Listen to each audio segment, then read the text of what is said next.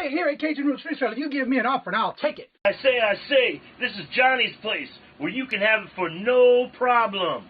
I got the dollars. Fixed income, no credit, back credit. Here at Cajun Roots Reseller, that's no problem. Let him have it. I've got my dollars and I sent in my best offer. We say, yes. See the special man. The easiest man on YouTube. You got the dollars? We got the offer? Let him have it with no problem. Hello, everyone on this TGIF. I've been back and forth listing and going through those item specifics, and I realized, it's time to go live. All right, how's everybody doing today on this TGIF Halloween weekend? First in the house today is Mr. Warcraft. Yes, he was the featured channel of the week, and I did replace it this morning, and I'll talk a little bit more about that in a little bit. Laura, hello, and welcome. Good morning, Robert's in the house. Yes, he is off today. Let's see here. Jason, hello, good morning, and welcome. Everybody's saying hello to each other. Hello. New cards for tomorrow night sale. Awesome. Yeah, what time tomorrow? Good morning, Miss Irene. Hello. Don't forget, Miss Irene goes live at 1 o'clock today, every Monday, Wednesday, and Friday on her channel. Don't forget to drop your links, especially if you have your thumbnails all ready for your shows for the day or the week. Help yourself and drop those links. Blanket, good morning. Yes, we are on the Facebook side as well. Roy, hello. Good morning and welcome, Miss Donna. Hello. Good morning and welcome also to Stephen. Patrick, whoa, you must not have been to bed yet. You in there early this morning. 11 o'clock p.m. Oh, Lord Jesus, I'll be in bed at that time. Dawn and Mary, hello, good morning and welcome, Dawn. The two hip chicks. Stephen, Donna, Robert, telling everybody hello. Yes, Robert's off today, so he's in the chat with us today. Good morning, Matt. How are you doing? Good morning, hello, and welcome. Dark and dump down Pacific North. Yeah, this morning I woke up, it was 31 degrees. Let's see. Everybody else is telling us already. Good morning. All right, now let me do this real quick. I get the new feature channel for this week. And here is the link. It is already on the community page where I post it every Friday morning. That is already there this morning. And then let me put the StreamYard link in. Then I'll give you an update what happened with me yesterday. If I get this to link and pin. There we go.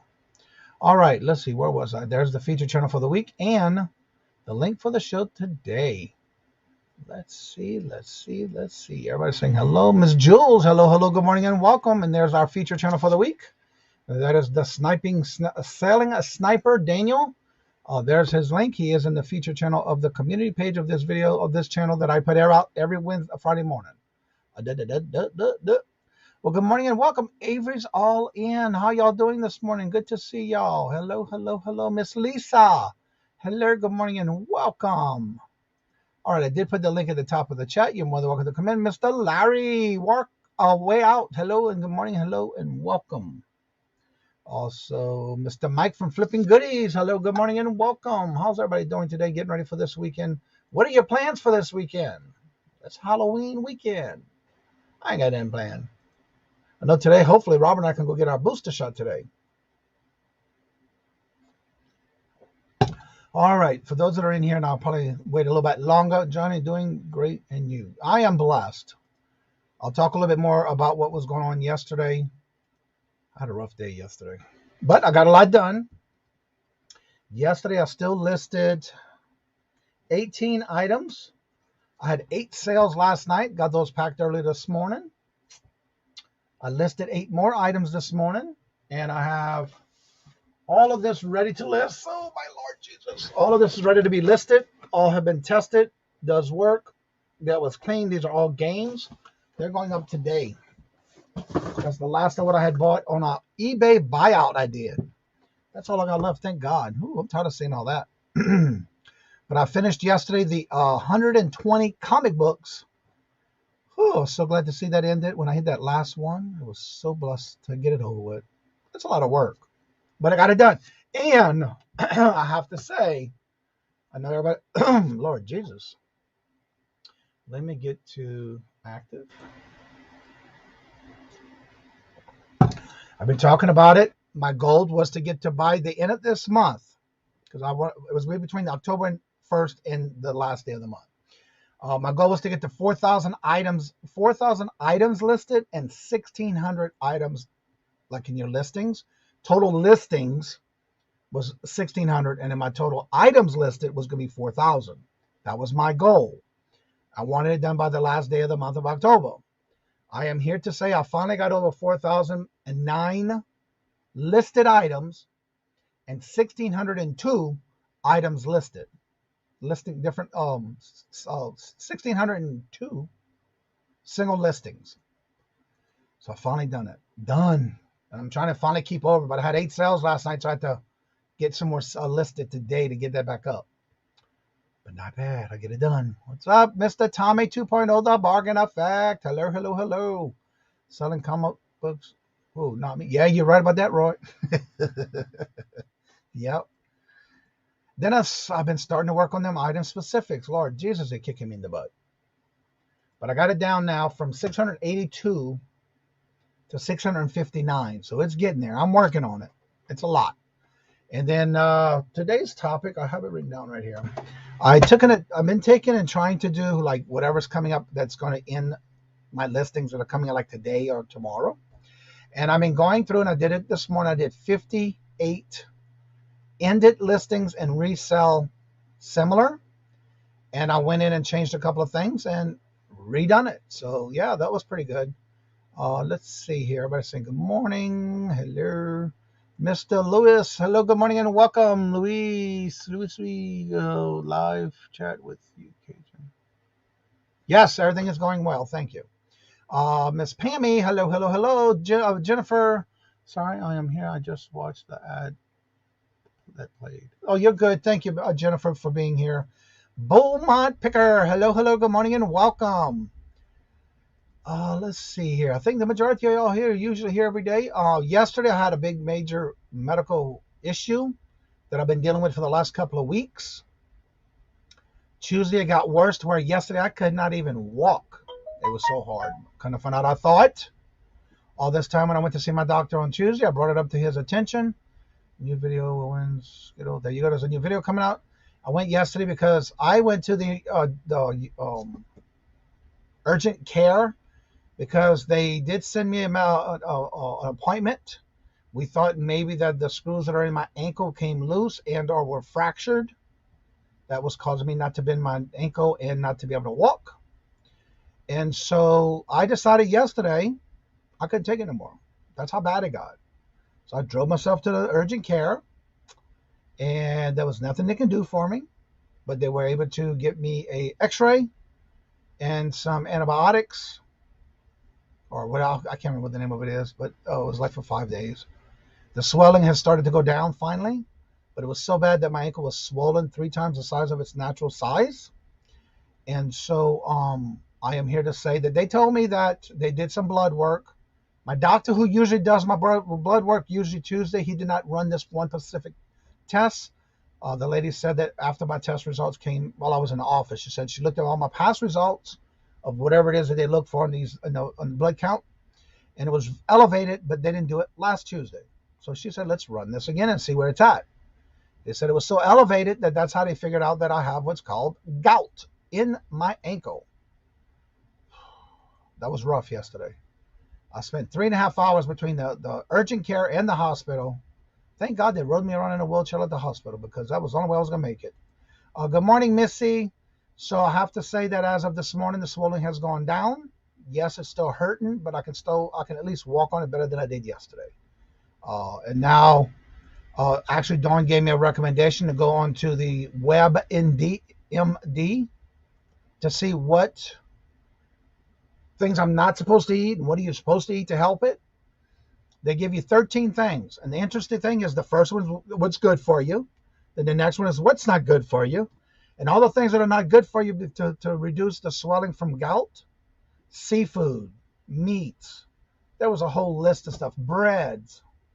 But all the good stuff I eat already. So now I'm kind of eating more of it like I did this morning. So It is painful. It is hurtful. It's like throbbing, burning.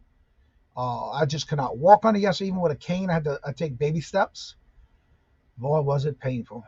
Yeah, but I'm feeling better this morning. The medicine they gave me helped the gout go down, the swelling, but it's still hurting, but not as bad. Boy, I tell you, I know no salty. I don't hardly eat any salty food. Basically, the stuff I do use is whatever comes with it. I do not cook or add with salt. But yeah, that was the big results from yesterday. It's like, thank God. But I'm still losing my weight. I'm still eating healthy. I'm still eating fruits and vegetables, and try to eat healthy every way around. All the stuff they said is good for you to take the fluid down for gout. I already eat. So the bad thing is I got to stop doing the things you're not supposed to eat. So, and it's to help the swelling down. Yeah, I couldn't take it no more, Roy. I tell you, it was at that end where I was so much in pain, I just couldn't take it. Good morning, Marcus. How are you doing? Good to see you. Yes, Robert is in the house today. He is off of work. So, yes, he's joined us in the chat. So, the question we're going to have like a topic today. This, again, is in Dawn from Two Hip Chicks, and I were talking about this yesterday after the show. Promoting your listed items versus sending offers. What do you do the most? Oh, my picker says, Johnny, take cherry tart extract. Look it up. Never used it before. I'll have to check that out. Cherry, let me put that on my list. My Alexa. I can just add it to my list instead of telling them, because no time we're going to hear from over here. But I'll look it up. Thank you for letting me know that. Beaumont picker list.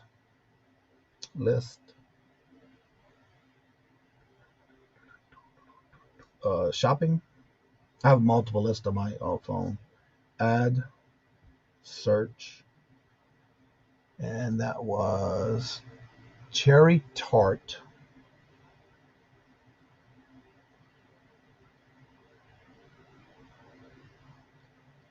Extract. And done. And done. Thank you. I'll definitely look that up. But yeah, the list of 13 items, there was 12 that were good stuff for you, and there was 6 that were good for you, and 5 that were not. It was 13. No, it was more than that. 7 and 6, something like that. But of course, they had more good than bad, and just so happens everything that's there, I already eat, so there was no problem. I already buy it and eat it, so I'll just have to concentrate more on that than the bad stuff. Let's see here. Moon pies aren't on the list. No, they're not, Lisa. No, they were not. Paul was working on my video. There we go. Don't forget to drop your links in the chat. If you have anything special going on, I know Jennifer usually does, but definitely, let's see, I promote. When I promote, I get more watchers to send offers to. So in my opinion, they go hand in hand. Okay. I honestly do both. When I don't promote, I don't get as many sales as up. Yeah, exactly. The Selling Sniper. Hello, good morning and welcome. I don't know if you heard. I saw your message on Instagram. I sent you the notification. You are now the featured channel for this week on the community page of this channel. If y'all haven't checked out his channel, there's his link. Check it out. Support and give him some love and support. Yes, you are the featured channel for the week. Let's see. I agree, Paul. Yeah, I do both. Let's see here. This chat just flew.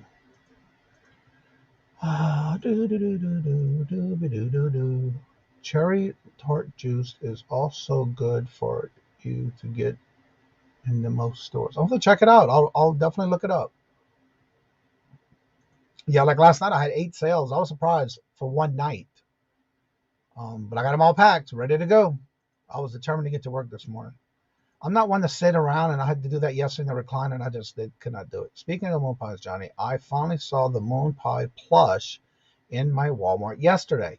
Brandon is supposed to be going and checking to see if they're still there. He said there was still some there when he went last week, but they're still the same price.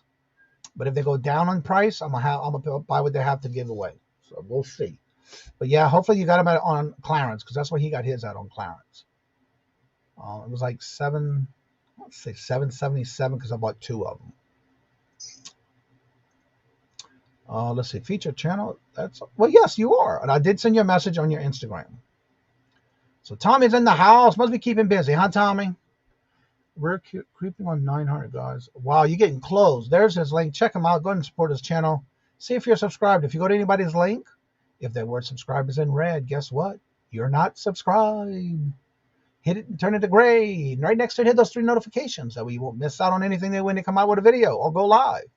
But most importantly, go and watch a video, make a comment, and put it in there that you watched it, comment about the video.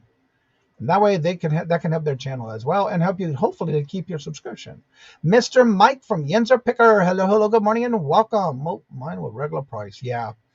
His was on clearance at $7 and I want to say $7.77. You know what? I got it right here. I don't think I took the price tag off.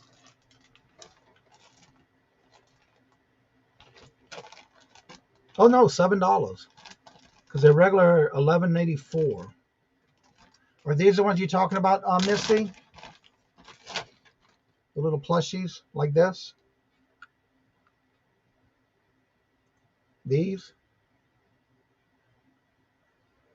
He's going to check for me and see if they're on sale or did they go lower on the price. Because if they did, I'll buy some more. I got one for me and one to give away. But if they got more, I'll get some more and give them away. Yeah. But those were $7. I don't know why it said $7.77. But I only bought 2. One for myself and one to give away. And that's there because that's where the giveaways are. Yes, it's got a high lot. All right, let's see here. And I got more in the car I got to get out. And I lost my chat where I was. All right, there we go. Hello, MD. How are you doing? Shay. Good morning, hello, and welcome. I almost had a brain freeze about your name. Ain't that something? The Goons and the Frog. Hello, good morning, and welcome. Good to see you again. How are you doing? Welcome. Hello. Let's see. Happy Moon Pie. Happy Moon Pie. Yes, indeed. Yep. I didn't get them, but I thought of you when I saw them. Yeah. Those were 14 something, so 15, yeah. But when they're on sale like that, I'll try to pick up just like Funko Pops. I did pick some up. Those are going to be for giveaways. So how many of you promote versus, or what are your feelings about promotion on or your items, promoting your listing or sending offers? And what do you do the most? Do you do them? Do you do not do them? Why you don't do them? That kind of stuff is our topic for the day. I do both. Now, usually, if it's an item that I listed within a week, I do not send offers. And I usually wait a week. And sometimes, like this last week, I sold, it was a heart-shaped single waffle maker that I bought this past year after Halloween, after Valentine's Day. And I bought everything they had. And someone bought one last week. Was it 20th? So it was 3 days ago. No, 26. So it was 3 days ago. And so as of right now, they haven't paid. But yesterday, I started selling them because they started going out the door. So you just never know what's going to go on. But these were pretty easy to do. And again, I didn't send out any offers. The first one I did accept an offer for $18. But since then, they've all been selling full asking price. So you just never know how it's going to work when it comes to promoted listings and or offers. But I do both. And if you don't, just let us know. Tell us now why. What's your opinion about it? I also send offers. I just recently started promoting more than usual. Yeah, and on your promotings, do you do trending? Do you do more, less? I've been doing trending.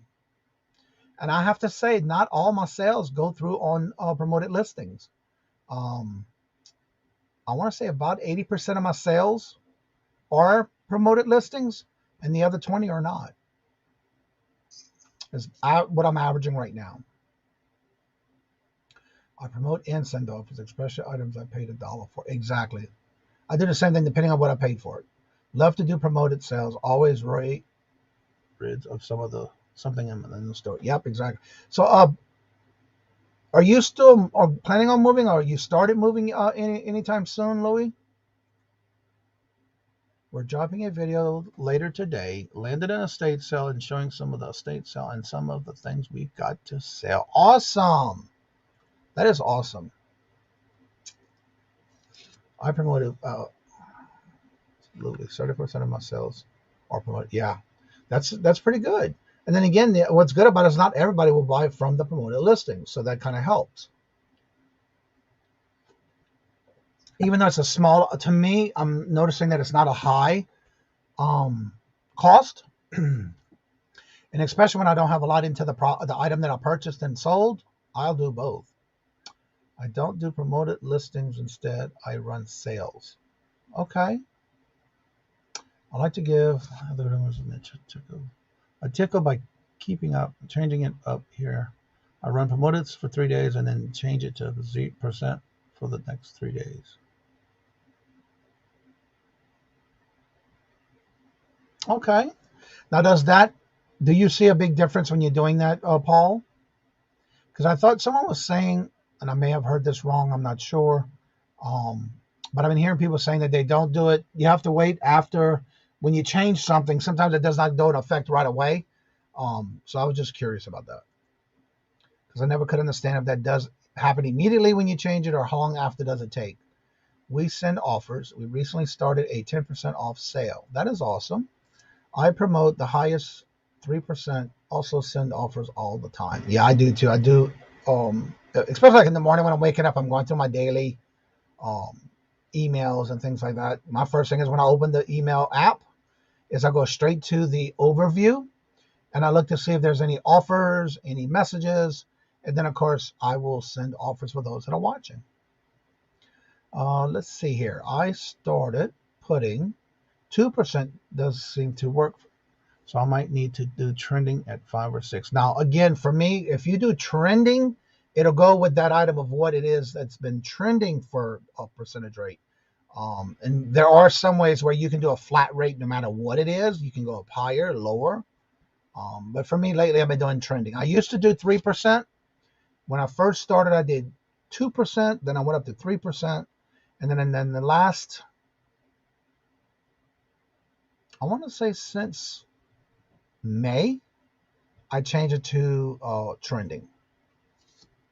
I always do trending plus. October has been my best month ever. Happens to move more inventory. Yeah, I've been doing pretty good this week too. I'm shocked on how fast the things have been selling. Can't wait to watch. Yeah, exactly. Thank you, Jennifer. There's our feature channel for this week. And everyone, welcome, Mr. Let me get this comment off first. Mr. Matt in the house. Good morning. Hi, good morning. How you doing over there? You look like you're cold. I'm good. I'm not here to promote anything. I'm just here to say hi, everybody, and thank you for all the support last time I was here. Getting me up over 1,000. Just wanted to say thank you and thank all of you. I'm just here pulling orders and doing my putaways. I just figured I'd hop on and hang out while I work a little bit, if you don't mind. Not at all, but I have a question for you. Were you able to have your watch hours? Oh, I have like 24,000 watch hours. That's awesome. That's awesome. Yeah, that's good. I mean, going live every morning for 1 to 3 hours, even with 15, 20 people in there, like you get up there real quick. Yeah. Yeah. Especially when you're first starting out, because you started a good while back doing lives, didn't you? I started pretty much right at the beginning of this year, and it sort of took a little while for it to take shape. Yep. But yeah, I rebranded around March as biggest on YouTube. Mm-hmm. Ship it in the morning. Technically speaking, the largest morning shipping show on YouTube, which is it was really more of a joke than anything. Of like, if you ever search like biggest on YouTube, it's just a huge like search term that doesn't mean anything, because as soon as you put something that's the biggest on YouTube, somebody can put a new thing that's the biggest on YouTube. And is the old person going to go back and change their title? How do you know what's actually the biggest on YouTube? Yeah, exactly.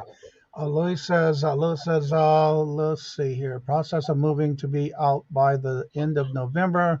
I have a storage unit and it's tough. Note, anyone who wants to buy mystery boxes of good stuff to sell, hit me up on Instagram. There you go. You do have a lot of good stuff. I've bought from you before. I've even woke up in the morning and y'all was still live and catching some good stuff. Thank you, Jennifer, for dropping those links. Look at it. Going right away. So I see some discussion here about promotion, and one thing the actual topic was promoted listings versus sending offers, and if you do or don't, and why. So I'll tell you what I do. Okay.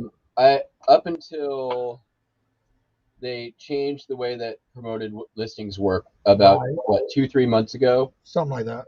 I moved everything to at least 5%. Because at 5% they push it out to Google search engine. Oh, okay. Anything below that, it's only promoted in search, meaning it bumps you up in search. Oh, but at 5% and above, it pushes you out into the Google AdWords search engine promotion stuff. Okay. I will tell you that the day that I did that switch, the 24 hours after that was the craziest sales day I've ever had. Really? It of course subsided, right? And I don't know 100% that it's fully correlated, but I will say that since I went from 1 to 5%, my sales are up 20, maybe 30%. Wow. Now, it could be the categories that I sell in, which is largely vintage collectibles. Right. Which a lot of the sellers in those categories just choose not to promote. It's hard to say, but at this point, my store is switched between 5 and 10%. I move it around sometimes, even up to 10%. Even at 10%, if I'm having a slow day, I can bump it up to 10%. And it seems like the next couple of days are really good. So, and the way I see it is, if I'm paying 10% for 25% better sales or 20% better sales, or even 15% better sales, it's worth that money. Correct. Now, what is your percentage on sales that actually happen through promoted listings? Do you have an average? I could find that out on my dashboard if you give me a second. Yeah. It's usually about 80-20, I feel like. 80 promoted, 20 not. Let me look at my dashboard. The thing with the promoted listings is basically if somebody clicks on you through a promoted listings, they slap on a cookie, and if they ever come back and buy it, that's a promoted listing sale. Okay. So, well, Lisa just said yes, she agrees with you, Matt. Oh, good. And we're going to add Dawn to the list because she's the one that has these topics that she comes up with, and it's like we're going with it. So what's up, Dawn? Not much. I'm upstairs at my computer without a camera. Oh. There's not one size fits all answer to this topic. Just good to share. Okay. Every seller has to make their own decision. Exactly, and that you're going to do it based on your store, your listings, how long you've been doing this. Is it working for you? There's always ways that you can continuously change things to see what works for you, because a lot of times trial and error. That's all the only way you're going to figure out if it's working for you. Go ahead, Matt. So this is actually really surprising to me. And I think it's because I get a lot more repeat customers now with postcards. But it's 65% promoted, 35% organic. Okay. Which that's way more organic sales than I thought I was getting. But but it also says that I'm about 8% repeat customers, which is pretty spectacular for most eBay stores. In other categories, in collectibles, I think it's pretty normal for you to start getting a lot more as you have greater inventory and customers who know your store, know that they can come back repeatedly and find certain kinds of content. Yeah. All right, I'm going to see, there's another one. 75% of my sales are from promoted listings this month for $1,100 plus. I spent $56 in fees. I am gladly play those, especially if it's moving old stale inventory. Hello, Ella, traveling, but wanted to come in and say hello. Well, thank you, Ella. Good morning, hello, and welcome. Be careful. Hope you have some great finds when you get to where you're going. And now we're going to add Larry. What's up, Larry? Good morning, hello, and welcome. Good morning, Cheryl. You're You're muted. muted, dude. We hear you. We see your lips moving, but we don't hear you. I hate when that happens. Yeah. I truly hate when that happens. All right, I think it's working now. Yes, we can hear Yeah. you now. This microphone is so Lower weird. your camera down a little bit. There you go. There you Ah, go. we can see and hear I you. raised it up so it's a little different on. Yeah, you're great right there. It's perfect. No background lighting and problems or nothing. Yep, I did a lot. That's what part of why I wanted to be on here was to show the changes I made to see if they worked or not. They definitely do not see glares in your pictures. All right, Much better. good. The first time I ever saw Matt in a chat was he and I both made a comment on Harry Humstone. He picked up some records, and I was reading Matt's comments, and he and I perfectly agreed on what we thought about what Harry picked up. Harry didn't think there was any money in it, and Matt and I both thought there was money in what he had.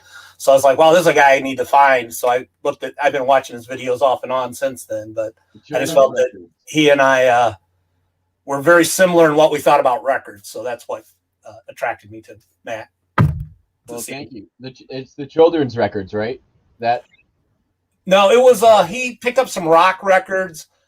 He had an autographed record in there. He had who did he have? I don't remember. Some Disney records he thought were junk. Oh yeah, there was a few Disney records in there too. There was some kids records. You're right. You're right. That's money all day, Harry. Yeah. He just thought there was nothing in there at all, and you pointed out some stuff that was worth money. And there was like one record that you thought was like worth $50, and he didn't even realize it. Oh yeah. So I thought it was really interesting that, you and I both felt the same way about it. And he's like, oh, this is nothing. It's like, no, you need to do, like one of them was definitely autographed. I don't remember what it was, but it was like, I could see a signature and I'm like, you should at least look at that. If I move over here, you can see there's all my records that are listed. Wow. Oh yeah. So, how many records do you have up? I have a couple hundred up myself. So I list a lot of records. And so does Dawn. It's not all of them. My 78s are in the other room. And then there are a few more down. Wow. Like there's all my Christmas in that corner. Okay. And there's some classical over there. And then I have roughly around 2,000 total listed right now. Wow. It ebbs and flows. I'm actually going to be listing some more today. I got to get all of my backstock Christmas albums up today. Yep. Nice. I have a ton of records to list. It's definitely in my death pile. There's a bunch of records. I have a couple thousand 45s that I need to list. They don't take much space, so they kind of get put to the bottom of the list of stuff to list. Right. I just bought. Yeah, those are 45s are pretty long tails, so those always get they kind of get bumped down my list too. Yeah. So I just bought. I just bought another 300. At an auction that they're my lowest priority, so I just bought a whole bunch more.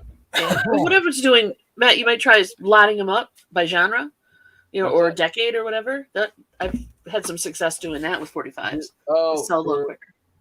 You know what I did? Okay, so for the stuff that I couldn't that wasn't worth listing, I started doing lots of 5, 10, 15, 25, 50, and 100 just straight unplayable craft vinyl lot.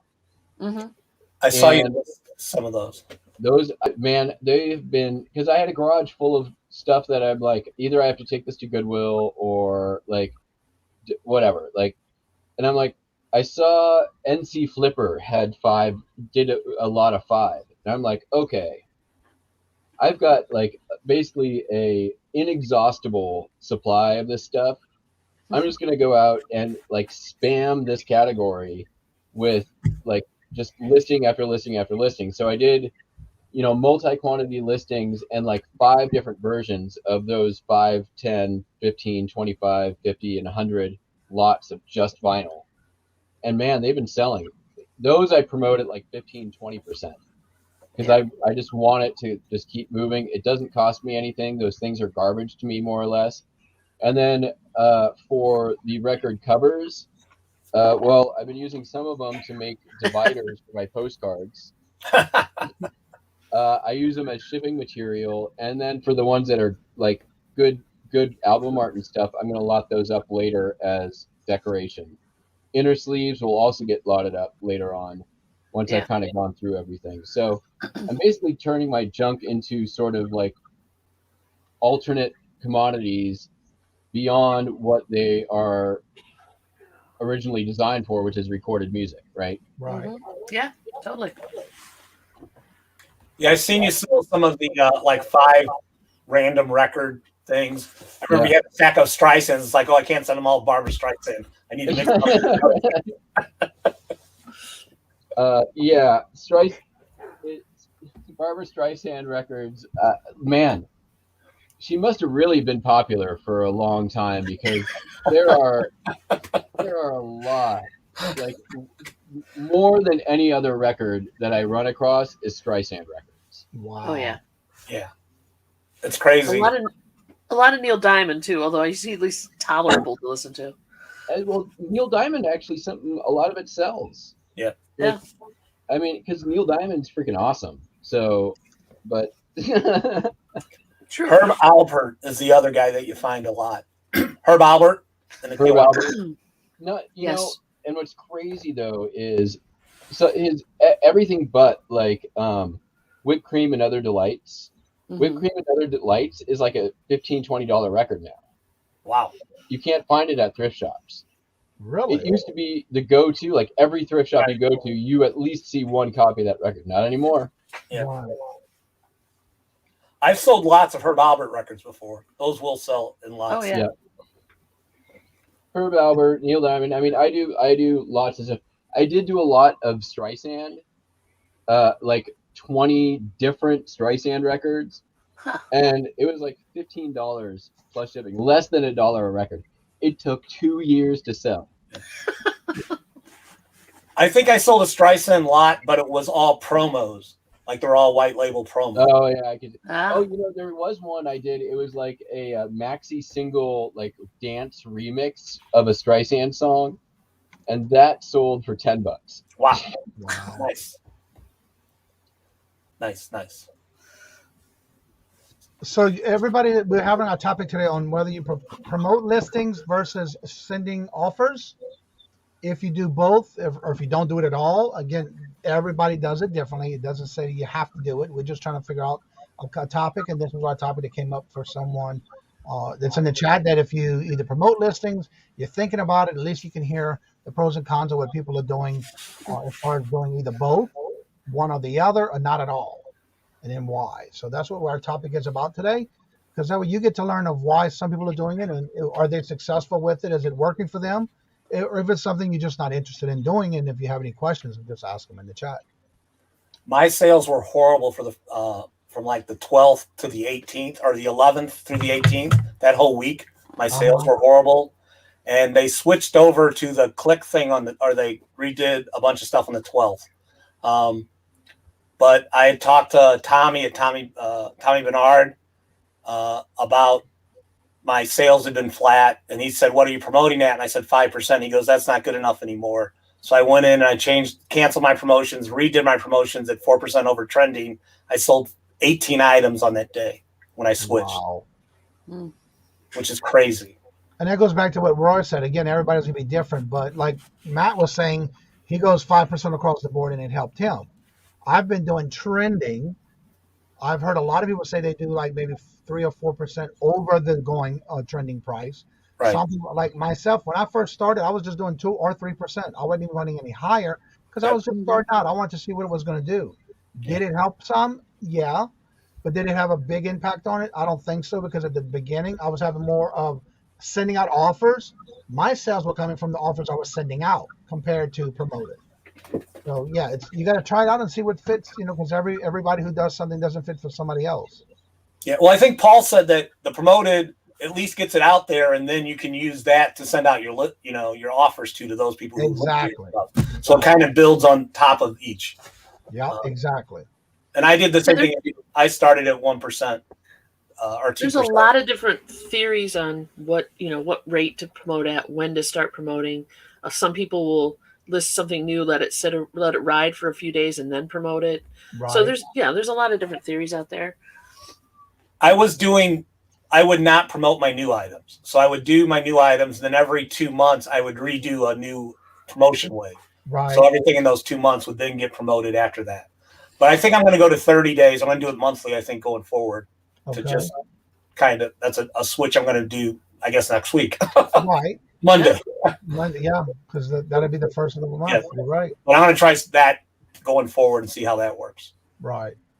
So I think that promoted listings is not something that is like the best used on its own. Like, to say I promote listings and then nothing else, like that's not going to be the thing that does it for you. I think that you need to have for me, my approach, what I do, and this is, not everybody does it. It's a hybrid sort of melange approach, but I end and relist about 200 listings a day. It's end and then relist at sell similar, right? Or relist at fixed price. Sorry, which basically gives you a new listing image on eBay. And the way that works out is I end up completely refreshing my inventory on eBay about every 3 to 5 months. I have 15,000 items, so there's a lot. And that at least takes 200 of your listings and makes them new for those search impressions. Right. I do the promoted listings, and then I send offers as soon as I can. If I look and I see 10 offers, they're going out. Now, do you send offers?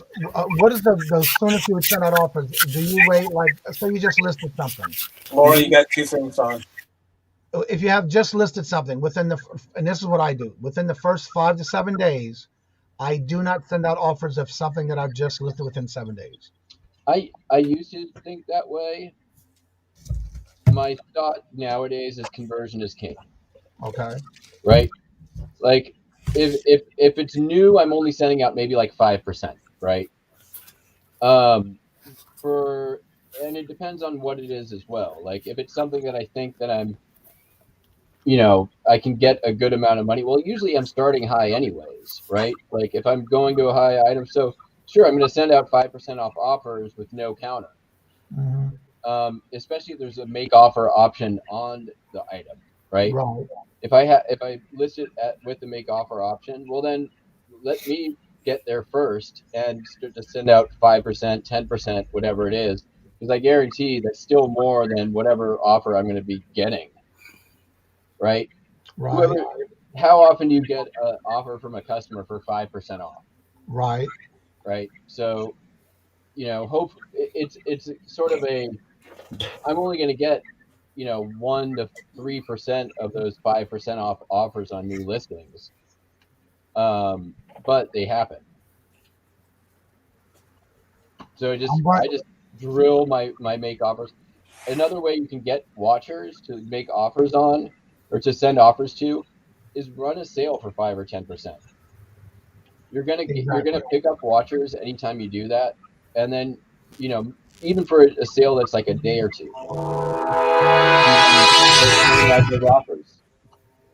Wow, somebody's got a train in that area? Yes. Yeah, I got a phone call, sorry.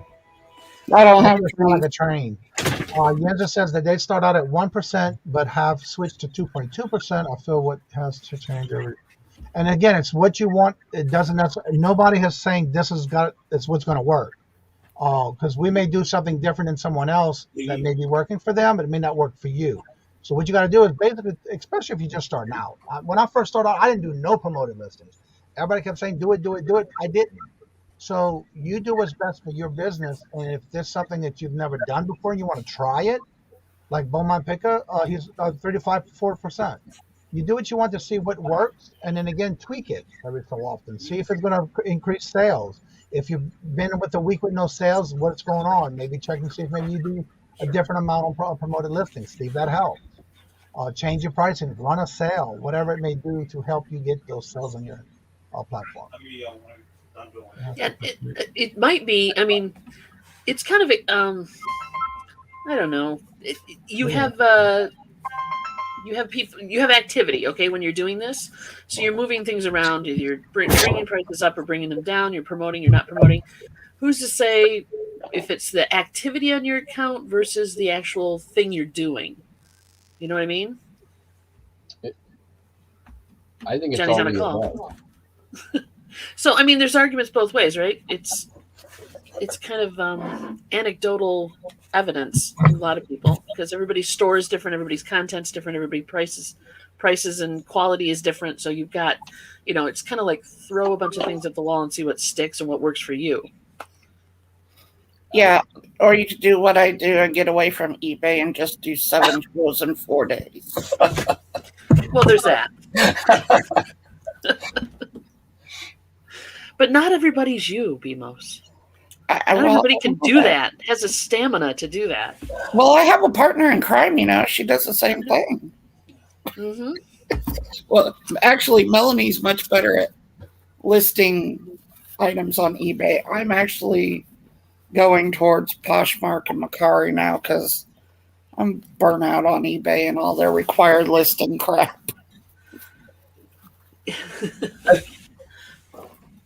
It's not. I've been tackling it a bite at a time. Like, how do you eat an elephant, right? Because your store is huge. If you're lucky, your store is huge. If not, if you work at it, whatever. So I'm taking it a bite at a time. I'm doing them as I see them. That's part of that whole dusting shelves thing I'm doing with my online store, as well as eBay. Is kind of go in, look at an item one at a time, tweak what I can, add what I can as far as recommended, but mostly I focus on required, because that's the stuff that's really going to hit you. They'll just stop promoting your item if it doesn't have the required information. Yeah, I think I may have 2 or 3 things left on my eBay store. That's it. Mm-hmm. I've just decided I'm going to move over to Poshmark and Mercari and, 7 shows a week in 4 days. And, well, if that's working for you, hon, that's great. Maybe, my Wednesday nights will be spent at a comic show. Maybe you found a whole new thing. Well, yeah, since I've been on Metaphorical's comic show on Wednesday nights, I can't even list as many comics as I go through. It's good. Good. So Tommy, are people using the advanced promoted listings? I'm not sure what. No. That's a click for view thing. Oh, okay, yeah. The pay-per-click thing? Yeah, the pay-per-click thing. I think not. I think that's only if you're selling replenishable. Doesn't make sense to do that. Yeah, I know we're not telling people how to live their life here, but I'm going to tell you, don't do the pay-per-click. Right. Unless it's not designed for small boutique sellers like most of the people here are. It's designed for your big manufacturer type sellers who are looking for small margin, high volume. All right, I'm going to ask this because I missed this part. I'm not sure. The advanced promoted list. That's what we were just talking about, Johnny. I didn't know they had that. That's the pay-per-click thing, Johnny. It's the pay-per-click they're talking about. Oh, okay, because I've never heard of it before. Yeah. And they're curious about people using the chart and new $3.99 flat rate promotion option. What is that? I've never heard of that one either. No, I haven't seen that one either. I'm not seeing $3.99 flat rate promotion option. That's an eBay thing? Yeah, is that an eBay thing, Paul? I send out offers after a day and after always new items sales. It's interesting. If I list an item for $50, how much will I lose in fees or promotions at that point? Depends on the amount of what you're asking for it. But how much you spent in it, how much you got into it. And the promotion only counts if they go through the promotions and get and buy it through that. Right. Exactly. Because there's a lot of times I don't get charged for it because they don't use that link. When sending offers, does anyone allow counter offers, or do you click the no? When you go into setting your price and you click on you're accepting offers, there is a block that you can put no offers below a certain price, because if you do, they will automatically decline it. For example, if I have a thing that's listed for $79 and I'm going to make it to where I'm not going to let it go down past 60. Anything that comes in as an offer to me past or below more or less than 60, they will automatically get a decline. I never see it. But if I do, I also send back offers, yes, as long as it's within the price range of what I'm looking at. So what he's saying, Johnny, though, he's asking the question on when you send out offers to a watcher, there's a place that you can click that says, I don't allow counter offers. Yeah, I do. You can do either or. Right. Yes, you can still accept more counters or not. Correct. I usually leave it open. I think you have either 4 or 5 per transaction back and forth from between you and the buyer. Yeah. Right. 5. Yeah. So I leave mine unclicked. I don't, when I send an offer and it says, do you want counter offers, right? I put no, I don't have counter offers on it, but if I have offers on the thing anyway, right, they're still going to be able to offer. So if it's something that doesn't have offers turned on, and most of my stuff does, then it would, everything $10 or more in my store has an offer. I'm trying not to have anything in my store that's under $10, but I still have a bunch of old inventory that is. Do you set a floor too? Do I sell what? Do you set a floor? Like, do you say if it's a $20 item, I'll take offers only above this amount? I usually will set my stuff up at either 30 or 40% below what I have the offers at, or what its net sell is. But I won't take 40% off of something the first month. That's not going to happen. So I do set that up that way. Yeah, I don't get a low ball offer. It just makes it easier. I'm so much happier without getting a $3 offer on a $20 item. Now, also for me, when I'm doing offers, I use the SKU section of each of my listings, and I'll put in there how much I paid for it, because there's some things I even pay maybe a quarter, of free or whatever. What I do is I at least go and look at what I have in my SKU. Depending on the price that I paid for it determines when I do give, if it is under $10. If I'm paying 25 cents, 50 cents under $1, I don't mind giving offers because I'm trying to move the item anyway. Right. So again, it depends on the item and how much I have in it. I think that's a great idea if you can't remember. I'm really good at remembering what I pay for stuff, so I don't really have that issue. I just hit 4,000 items listed and over 1,600 listings. So for me, that helps me when I buy and open, because at the beginning I can tell you immediately because I didn't have it under 300. So yeah. When you get bigger like that, you have to remember somehow, and that's my way of remembering. As a part-time reseller, I have almost 2,500 items, which is pretty good, I think. Yeah. Dawn, how many items do you have? I know Matt said he has 15,000 or something like that, right? So my goal was to get over 1,000 because I started out part-time and it just kind of went to full-time this last year. So I made my 1,000. So now I'm working on my, 1,500 or whatever. I'm a small store. I'll admit it.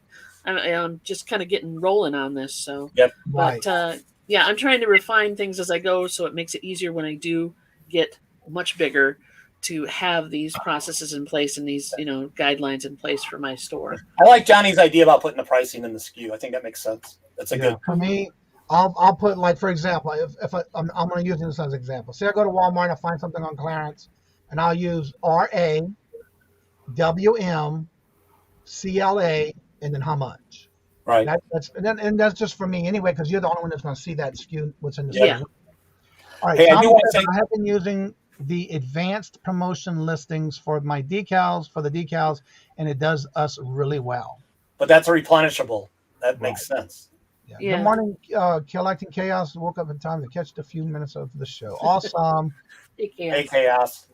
Hey, I do have one comment that Laura brought up about the item-specific things. I did find a nice workaround. So when we were talking about the stilettos that I bought, which that's the new video I got out this week, I can put stripper down in the item specifics and it's not in the title. So if somebody is looking for stripper, it's still in there, but it's not visible in the title. Oh, really? So that was an interesting thing that I figured out in the last 2 weeks. Did you get a lot of use item specifics for putting items in that you don't really want to put in the title? Did you get a lot of those in your item specifics updated that you needed to do? I'm down to 10 that need to be updated right now. Wow. You might want to add exotic dancer too. Yeah, exactly. Yeah. Well, I'm in the process of going back and revising them and putting that stuff in because I didn't figure it out till I did like the last shoe because it was already in somebody. I copied somebody else's. They had it down below, and I was like, "Oh, that's great! I didn't even think about that." Now, what I do too is a lot of times when I'm creating my drafts, and say for example, I have a whole box of stuff that I know I paid a certain amount for it, say $20, and I have 40 items, and I divide that by how much it is a cost. Once I get my drafts, you can go back and bulk edit all of those items, right? The 40, and you click on where it says add custom SKU, and you can type it in one time, and it'll go into all 40 of your items. I do that as well too. Oh, that's something else I did in the last week. Is because of so many shoes, I actually split my clothing category into shoes, shirts, jackets, and coats, and other clothing. So I actually made 4 new categories in my eBay store because I just wanted to separate the shoes into one spot. All right, Jules has a question for newbie here. With promoted listings, the percentage you choose, how does that get charged to you monthly or weekly? Depending on how you have yours set up. Usually, if you're on managed payment, because I know that's what most of everybody has to have now, usually once it sells, it'll automatically come out of the money you're going to get, whether you do it weekly, monthly, bi-weekly, daily, whatever. If you have it set up, that item will come out of the money that is pending from the sale, whatever that comes out of the total. Like say, for example, you sold it for $50. Before you get any of that money back, you have your fees. You have if you're doing promoted listings, you have your if it was bought off of promoted listings, you'll have that. And then you also have your shipping, which you can get to come out of that item money that is pending for you to be deposited in your account. That way, everything that comes out, what you get in your deposit is yours. That means all the fees are done. Now, if you have a store, for me, everything comes out daily sales. I don't want it to come out later. The only thing I do have come out once a month is my store fees, which is $59.99. But I also have that automatically deducted out of the same account I use all the money to go into. So it all depends on how you have it set up for you. What about y'all? That's how mine is. I do the same thing, Johnny. The only thing is, Jules, is that the promoted listing only gets charged if they go through the promoted listing, if they find it through that. And buy it from there. Yeah. Right. So you won't always get that cost. Like mine's a third of my stuff goes through there. Yeah, same as Johnny, basically. Yep. Kevin's Never-Ending Saga is filling in for Susanna this morning for Not My Circus. Okay, I didn't know that. Oh, that's in a minute. Missy, make price higher and initially accept offers. That's what's good about when you set. That's a great prime example. If you know you can get so much, and you know you look up what's sold, and you set your items a little bit higher. Make sure you are accepting offers because that'll help you get that cushion between what you're asking for and what you're willing to sell it for. Because a lot of times when they take the items, especially with something that a lot of people are listing as they go these bolos and they go back to the bolos, then again, that may tank the price down because some people are going and bringing these prices down by accepting lower cost. For me, I don't mind sitting on some things because guess what? Eventually, everybody else will run out and I'll have that one item left myself that I can still get what I'm asking for. So you have to be willing to either hold on to it or go ahead and go higher and come down depending on your going price of what you paid for it. Good morning, Cal. Luis. Let's see here. Patrick, everybody saying good morning. Morning, Patrick. Morning, Patrick. Awesome. Hey, Patrick. Anna, hello, good morning and welcome. So yeah, everybody's different, but you need to see what works best for you. And then again, the more you do it, the more you're going to see that and try different things to see what works for you. Everybody is different. Everything that one person may do may not work for the other. That's true. Yeah. So you gotta figure out what works for you. And again, I've been doing this for over 2.5 years now, and for me, I don't mind trying different things. If I hear somebody saying and promoting something about, may want to try this or whatever, I don't mind trying it because that's all I can do is either help you or hurt you. And you won't know until you try it. If somebody tells you to buy Avon bottles, I would maybe argue about that. But besides that, I would try pretty much anything. At least give it a shot. Certain ones. Believe it or not, Avon's been doing really well for me. So I have to say, I agree with definitely selling them, because if you have the original box, for example, and you have some cologne left in it, perfume, whatever it may be, I find that sells better than an empty bottle. I don't think you can sell those anymore. I don't think you can sell partials anymore. They changed that. Okay, I don't know. I usually just sell whatever I get with the box. Yeah, you can sell them in your booth. You can sell them in your booth, but I don't think you can sell them on eBay anymore. An open bottle is not allowed. Do it flat on ground, shipping it ground. No, they just won't let you send an open bottle anymore of it. Oh, okay. It has to be full. They changed that this year sometime, I believe. I'll have to check into that then, because I don't think I have. I think they're all in my booth. I don't think I have any in eBay, except though. I don't recommend opening the bottles and smelling them. Good morning, DC. An average, if I list vintage perfume on eBay, how much of that money of it will actually see after the after? Man, is that a cane? What is that? Depends on where it's going and the fees they charge you. Bookends, those are cool. If it sells on promoted listing, then that depends on what you're selling it for and what your final cost is you sell it at. There's no percentage set. I'm not sure. I think mine is 8%. Do y'all know the percentage of how much they would take out? Janet wanted to know an average. If I am listing an item for $50 on eBay, how much of that money to actually see after the after fees? I always assume 20%, just because of the new promotion. If you're adding 10% extra on the back end, then I just assume it's 20% that I'm not going to get. So if I sell it for 50, I anticipate getting 40. Yeah, it depends on the item category too. There's different categories definitely do it, but I just try to do an average of 20%. I think that just covers you on estimating. And again, it's just, it doesn't really matter. Just at the end is I sold it for 50 and I got 37 or I got 42 or whatever that number is. Right. But you can lost 8%. It's not losing. You sold it. Don't look at it that way. You got to look at it as I paid $1 and I got $40. Well, that goes back to, for me, this is my point on this. If you think you're going to lose money and you're looking at only selling it at 50, then go up on your price when you're listing it and make offers, but only make that offer down to the lowest that you would take for that item. And you may want to make sure you include that 8% if that's what you're looking at it that way. Add that into your base price of what you're listing it for. Then you know you can come down and not lose as much if that's what the way you want to look at it. Let's be real. It's a cost of doing business. I don't have a storefront on eBay. They're my storefront, so I'm not paying heat, lights, and rent. I'm paying per item I sell for my business. So you gotta look at it that way. It's not like they're gonna take 10-20% or whatever. It's that you put that money into whatever kind of storefront you would have. Yeah. And you're going to pay it.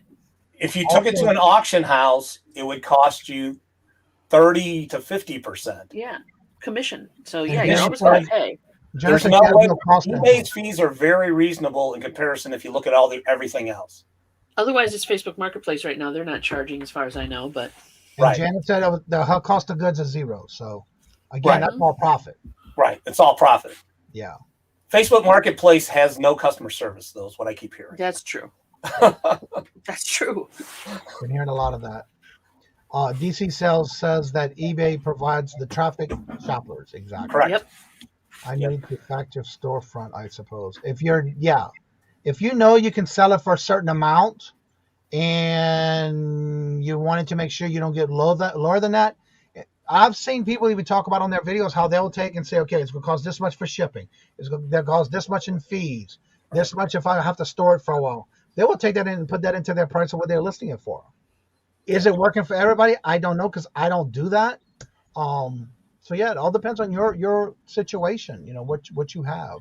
Harry Tornado a year or two ago did a great breakdown on here's what my sales were and here's how it breaks down. And he was very good at doing that. He hasn't done it, I don't think, in a while, but that was something that I think he did really good on breaking down. Here's how much sales I did in a month. Here's where my profits are and all that. I owned a store for 10 years. So I had a storefront. I closed the store in 98, started selling on eBay in 98. And I make more money selling on eBay than I did having a store because I don't have all the overhead, the employees, and all that. All that insurance. Yeah. And plus your time spent. Yeah, and plus you're reaching a broader market. Correct. Yes, 100%. exactly.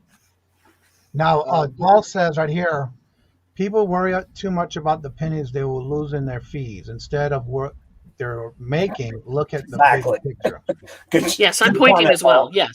Yeah. Right. And that's true. You look at the bigger picture. Yeah. I can't agree with that more. Like, you go all over like Facebook, or you go all like whatever message boards or groups or whatever, and even on a lot of channels on YouTube and chats, people always complain about like fees, or like I have to do these item specific things and it's terrible. And eBay, they changed the storefront and it's all the worst thing that's ever happened. You know what? Whatever, right? I had a 15,000 item store. I was doing item specifics pretty much as I go, always anyways. When they did this big push, I had 200 required out of a 15,000 item store. That's awesome, dude. Now my recommended is going to be like 15,000 on a 15,000 item store, but like there's no appeasing the recommended specifics, right? Right. I literally would fill out 50 different specifics on a freaking postcard, and it still shows up as 3 recommended. So, whatever. At the end of the day, right, it's going to help the buyer experience if that's what's going to happen, and help them find your items at the end of the day. And that's going to mean more sales for you. And are you going to pay a little bit more maybe for that privilege? Sure. But it's a lot cheaper than, hey, starting your own website is cheaper than, if you're going to do even like a big cartel with a whole bunch of listings on it. Well, you know what? You're still going to have to drive buyers to your customers. website. Yep. Yeah. And you're not going to get the same sort of traction as something like eBay or Poshmark or Mercari or any of those things, because buyers want selection, right? They want to have a big range of stuff to choose from, especially when you're talking about boutique used items, collectibles, things like that. eBay provides that. Etsy provides that. And you're going to pay as the seller for the privilege to be in that marketplace. Exactly. And DC Cell says it just perfectly. Standing outside begging for people to come in and look at your store. Yeah. Exactly. Yeah, I'm through with my days of wearing a sandwich board and spinning a big arrow on the street corner. Now, Janet says her problem is that I have a lot of high-end items, so the loss of more than pennies, just saying. And that is so true. She's got so much in her home that she inherited this. And so she's been doing a lot of auctions. She's been doing a lot of listings. And again, she's even had people looking at her stuff, like especially these paintings and stuff. She's had some professional auctioneers with her looking at all this stuff. So I understand about losing money if you do it that way. Mm-hmm. Remember, make sure you set your money, your cost of what you're looking for a little bit higher. That way, if you do have to send offers or it does come down a little bit on it, you won't be losing money. Because again, some people do add like the cost of shipping. I look at it this way, because I'm on the East Coast, sending to the West Coast. I use, believe it or not, 90210 isn't the zip code in California. So what I do is sometimes I will even use that zip code just to get an idea how much would it cost from here to California. And it gives me about an average depending on and how I'm shipping it. So that's just an example. I'm not saying it's going to work for everybody, but that's what I do now and then when I'm trying to figure out a cost. But maybe that may help you add that type of cost into your price of what you're asking for it. So that way you're not going to lose out money. And I do not do free shipping on everything. So again, that's another thing. Be careful on doing free shipping. I never do free shipping, but I did the 90210 back when I did calculate. When I did shipping flat rated, but I just do calculated. It just makes more sense on not having to worry, calculate, just put in the numbers, calculate it, let eBay do it. And then every 6 months when the post office raises the price, you're not losing 50 cents. Exactly. Now, Jenna has a good point too. I'm thinking about needing to do a cross-posting. For me, if I'm going to cross-post, I don't use any program because you got to remember, if it sells on one, you need to remember to go back and delete it off the other platform. For me, if I'm doing something I know I can sell on, say, Etsy or Mercari, I will list it myself on that platform. That way I have a mental reminder to myself if it sells, and I'll make a note of it in the SKU look at also listed on or other platform names that I'm using, plus Etsy, plus Macari. That way I know to go back if it sells on eBay to take it off the other platforms or vice versa. The only one I use that I like is Bonanza, because if it sells on Bonanza, and you just have to import it to Bonanza, you don't have to do anything. If you're listing it on eBay, you just import it to Bonanza. And with Bonanza, if it sells on Bonanza, it pulls it off whatever platform you pulled it from. So that's one good thing about Bonanza. And I still use the free version. Yep, I heard that about Bonanza. Hey, I need to split. I got to take my son up to get his car dropped off. All right, before you leave, then real quick, tell everybody about your channel, promote your channel before you leave. Thanks a lot, Johnny. I'm 17 people away from getting 250 subscribers. When I hit 250, I'm going to do a pizza giveaway. I put out a new video today on the women's stiletto, stripper shoes, dancer shoes, modeling shoes, whatever you want to call them. So it's interesting. I did give a shout out to Dawn in the video. So check it out. Thanks a lot for you guys. And thanks for Johnny. And finally getting a chance to have a little conversation with Matt. Matt, really enjoy your shows. I just subbed. You're one closer. I didn't know you had a channel. Thanks a lot. Thanks a lot. You was the featured channel last week.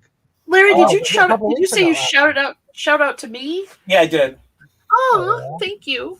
Well, I mentioned what you suggested as the thumbnail title. Oh, okay, cool. I did not use that, but I did gave you a shout out that you suggested it. So yeah, you got mentioned with Kayla, the homeschooling picker, and John, the Cincinnati picker. So I gave you a nice group of people. Cool. Thank you kindly. Appreciate it.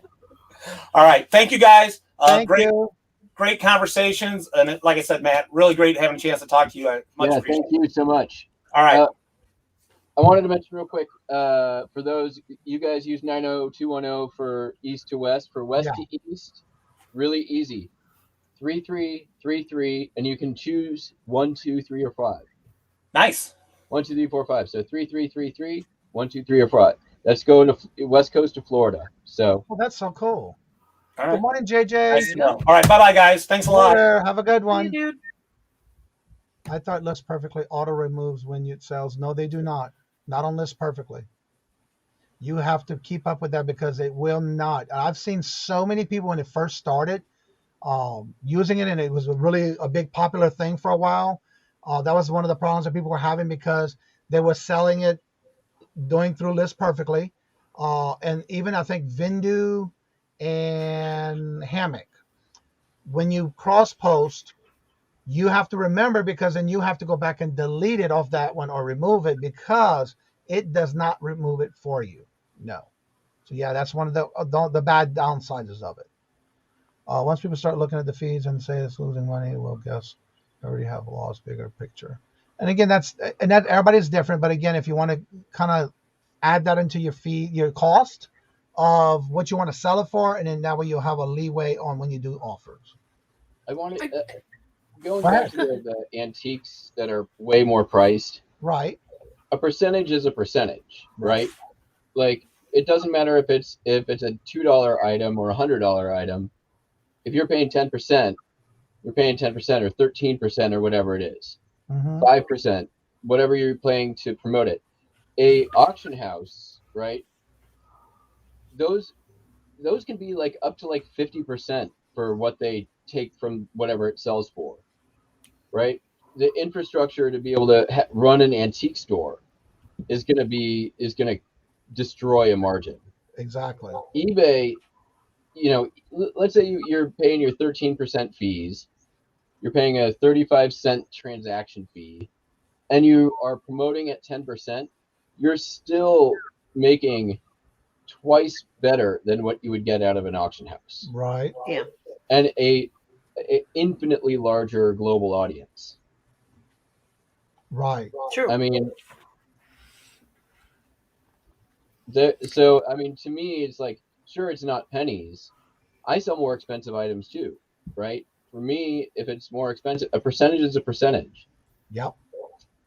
And I want to make a comment real quick because I saw where who did this? Peddling Profit made a good point. And this is considered a business. So when you're doing your taxes, make sure you keep track of all of that. For me, I do on every sale, I also do a spreadsheet showing my cost of goods, the item I sold it for, the fees, the shipping, promoted listings, whatever the fees are, all that stuff. I have them in different categories. And then at the end of the year, I sit there with my tax person who does our taxes, and I highlight it after I get it off the list, letting them know what each item is. And all that is tax deductible. So make sure you're keeping track of that, because granted, it is an expense, but it's an expense you can write off. Travel, same thing. If you're sourcing outside of your, walking distance, then your mileage, you got to count that too. And with mileage, I use Mile IQ, where you can actually track it if you're doing, for example, personal driving. And then all of a sudden you're going to do a sourcing trip. You can actually turn it on, and what it'll do is it'll take it from the home to your location and anywhere in between that you have to stop. And then when you get back home, I turn it off, so that way it'll automatically be off when I go to my next trip, unless I forget, and then I'll have to go in and edit it. But 9 times out of 10, I will do turn it off. When I get in my driveway and in the garage, I automatically go on my phone and I take it off. And that's how I keep track of my miles for business. And some people have a tendency to awfulize. It's like they're, look at the fees, look at this, look at that. And let's be real, people make videos about this stuff because drama sells. So don't get wrapped up in that. Just kind of put on blinders, focus on your business, and move forward. Okay, I'm trying to figure out. JJ made a comment here. I will argue that some point, but not all. What is that about? You're more than welcome to come on and join us on the panel, JJ. Yeah, come on in, JJ. You want to understand. And again, remembering, everybody who has their own comments or opinions doesn't mean they're right or wrong. We are always able to agree to disagree. Remembering that nothing that we're saying is right for everybody. It's not a perfect package deal for you. Just take whatever can work for you and use it. But please do not take it as it being personal, that we're talking about things that it's etched in stone and that's how it's got to be. No, and as for me saying that, I know who this is. I think list on eBay. I don't list on eBay, but I do 7 shows. That's just what I chose to do. Good morning, Daz. Hello. Do you charge? That's Patrick. Janet, Dawn says, do you charge? Okay, this is for Dawn. Do you charge a fee for daily motivations? I buy that. Oh, no charge. No charge. Frustrated when you're typing in maximizing your profits. Patrick is ready today. Ooh, nice face. Look at you. Ooh, You're ready for lunch today. Look at you with your mask already. That's cool. You have anything to say to your community? Anything to say for your community when you go to your house for trick or treating? Hello? How many children do you plan on scaring tonight? Yeah, exactly. As long as you're in black when all the fees and everything comes in. 10-cent profit then a loss. Yeah. Yeah. And at some point, if you've got, like Janet's in a situation where she's got a butt ton of inventory, unprocessed, and opportunity there, but you've got to weigh your time, stress, storage, all that, and figure out what's the best way for you to get this stuff, make some money on it, and get it out of your way. Yeah. And that's the hard part, figuring out that equation. Nice one, Patrick. You got to be hot under that mask, huh? Oh, yeah. Yeah, no, it's that I can't drink my coffee, man. At a certain angle with that up on your head, you look like a cone head from Saturday Night. So TGIF, everyone, just wanted to pop in, say hi. Hope you all have a great Halloween weekend, and I'm already ready. So what you have going on tonight? I think there's something going on somebody's channel tonight with you, right? Yes, that's right. 10 p.m. Eastern Standard Time, Horizon Picks channel. If you like this, or where is she at? Or her. Make sure you check out Horizon Picks channel, 10 p.m. Eastern Standard Time. There's a question in the chat, Patrick. New channel name? Sorry, what? There's a question in the chat. Patrick, a new channel name? I don't think so. There we go. Let's see. No problem. I will never fault there. Again, like I said, everybody has their opinions. Everybody does what they do for their business. It may not work for everyone, but hopefully it's something that we may make you have an aha moment that somebody's doing something that may help you. We're not here to hurt your business. We're here to help you. But everybody else does have opinions where it's, again, not etched in stone that it has to be the way you do it. And like anything, I mean, it's easier for somebody outside of your situation to look at you and your situation and give you critiques or try to help, where you might not, maybe there's some good ideas there, maybe they're not going to work for you, but they can't be you and be inside of your, your space. So exactly, because everybody is different. Yeah. Right. It's your own paradigm. You're dealing with your own. Well, with them situation. being overwhelmed already, no matter who it is, whether it be Janet or anybody, like Miss Nancy, they do a lot of inheriting homes, and there's so much that they have to go through. Even if somebody was to say, go and do a buyout house that they are doing a closeout on, you get overwhelmed with everything that's there.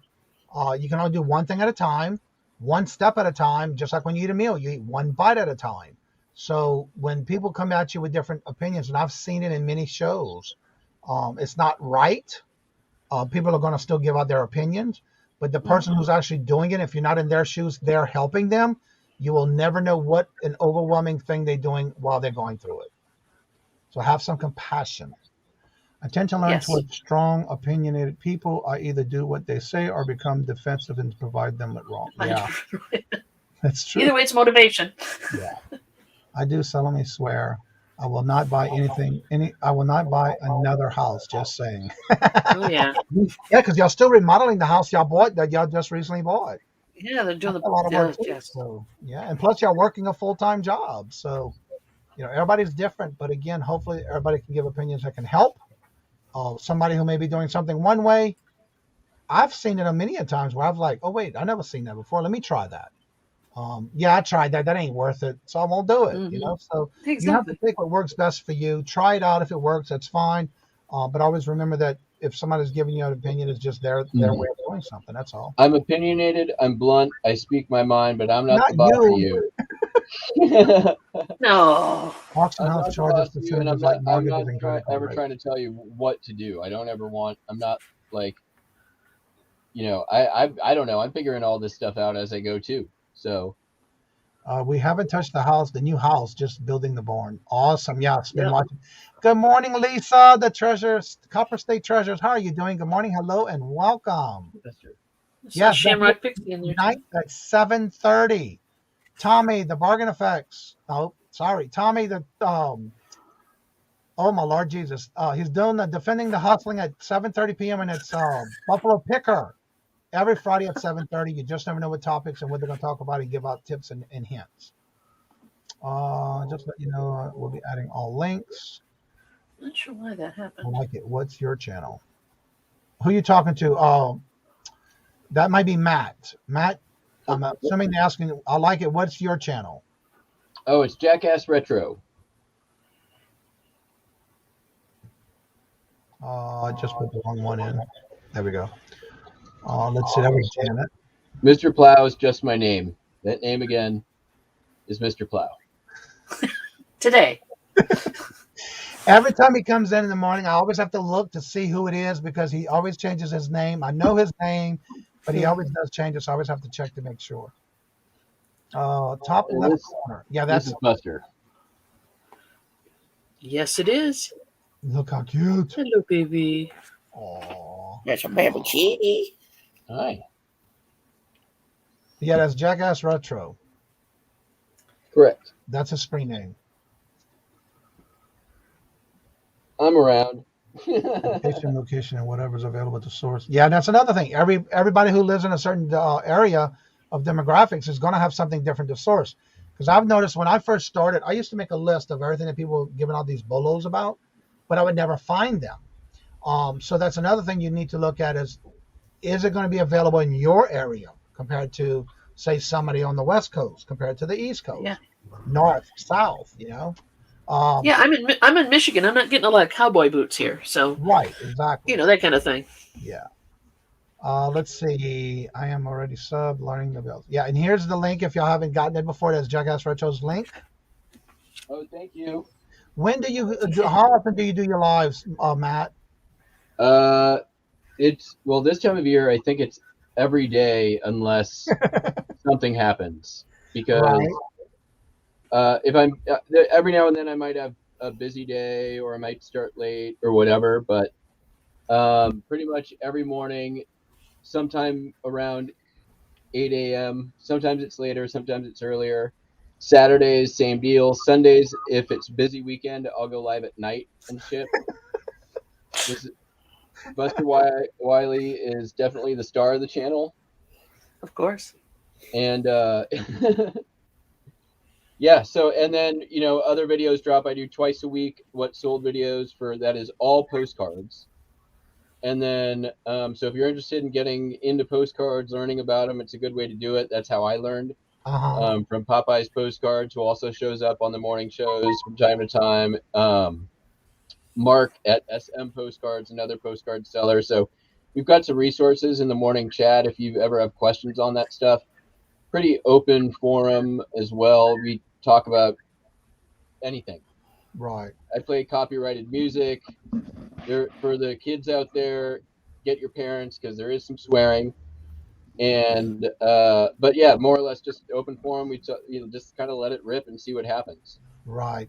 Now, Robert says that someone needs to change their name to Plow King, and Lisa's doing tonight.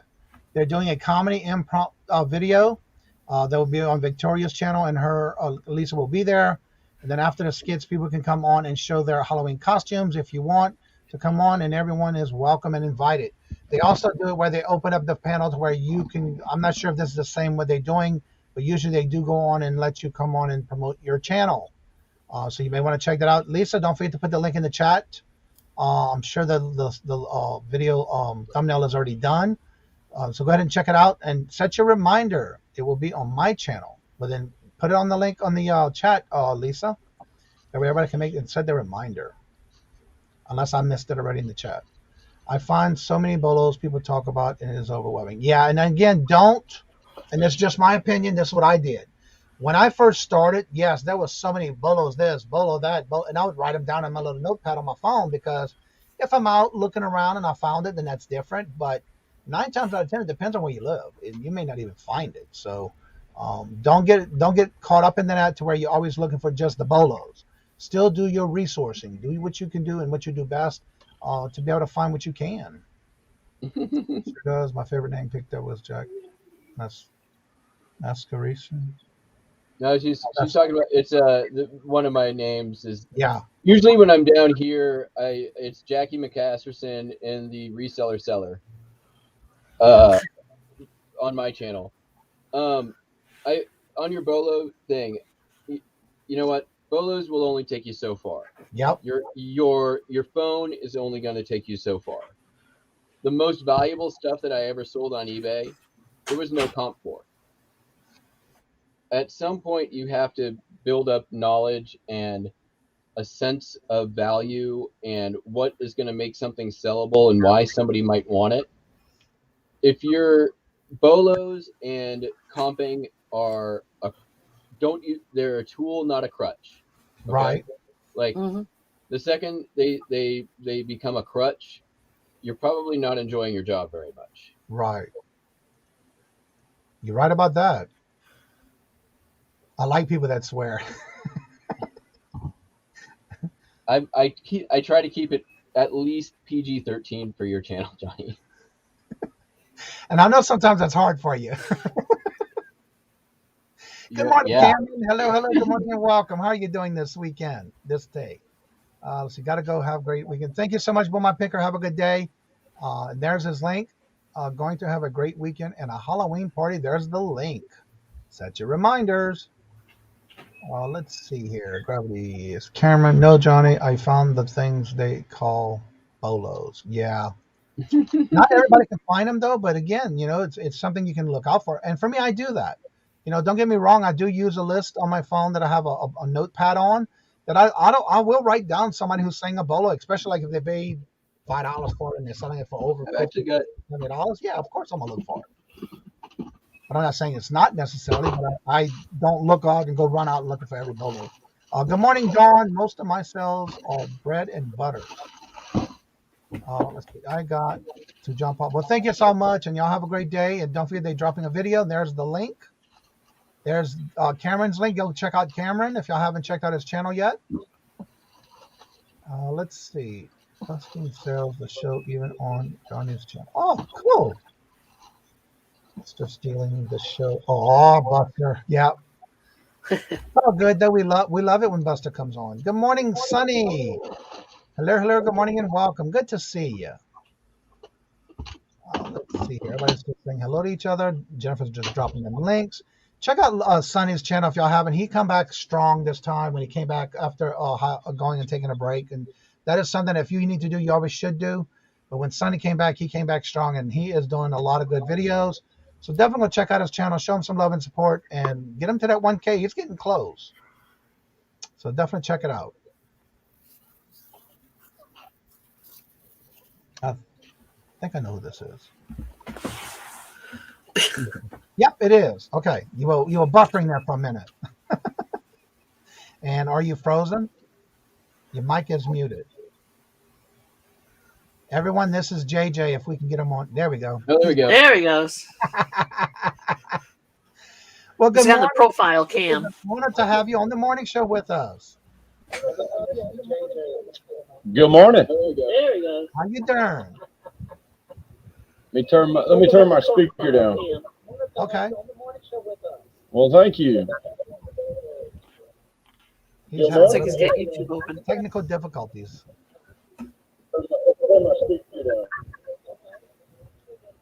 Well, thank you. Is it really that slow? It looks like it is. Although it looks like it's catching up on you now. Yeah, no, we've got a new computer still trying to figure it out. It's You not wanna too bad mute now your compared to YouTube. when you first came on. Mute your YouTube when you have it on your YouTube. That works. I think that worked. All right, let's try that. You have a special guest on the screen for you, JJ. Yeah, there you go. Yeah, no, I'm seeing this. Do you know that dude really freaked me out growing up? I mean, really freaked me out. All right, so tell everybody about your channel, especially if they don't know who you are and what you do. We got to share this because this, I think, is the first time you actually come on in the morning show. So we need to share you out, promote you. Oh, I think I've been with you just briefly once before, but my name's JJ. Our company, or my company, is Big Barn Auction Company. I'm out of Magnolia, Texas. And I am a real live auctioneer. I have a real live auction company, and we do business and estate liquidations. What that means is that we take estates and we sell everything that they got. 100% estate liquidation blowout.